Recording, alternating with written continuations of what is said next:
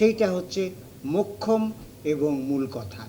সেই মূল কথাটা আমাদের স্মরণ করিয়ে দেওয়ার জন্যে আমি উদ্যোক্তাদের কাছে কৃতজ্ঞ। আমি 5টা বিষয় শুধু বলতে চাই।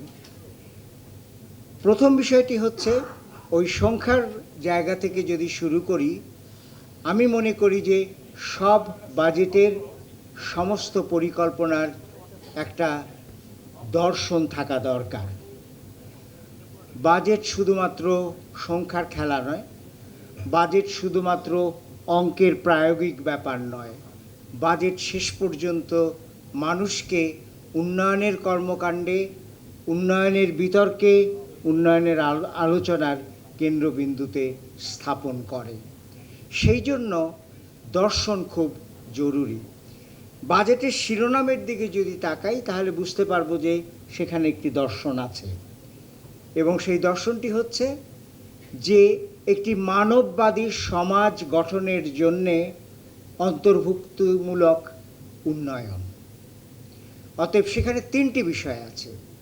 একটি হচ্ছে আমরা উন্নয়নের কথা বলবো, কিন্তু আমরা মানুষের জন্য এবং মানুষকে নিয়ে উন্নয়নের কথা বলবো।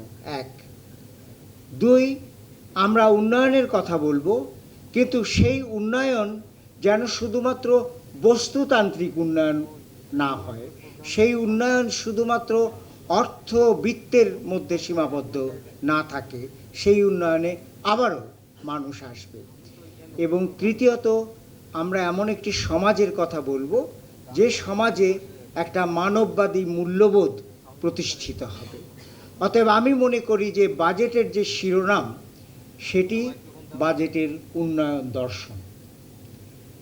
দ্বিতীয়ত, এই দর্শনকে সামনে রেখে বাজেটের লক্ষ্য কথা বলা হয়েছে, বাজেটে কৌশলের কথা বলা হয়েছে, বাজেটে বরাদ্দের কথাও বলা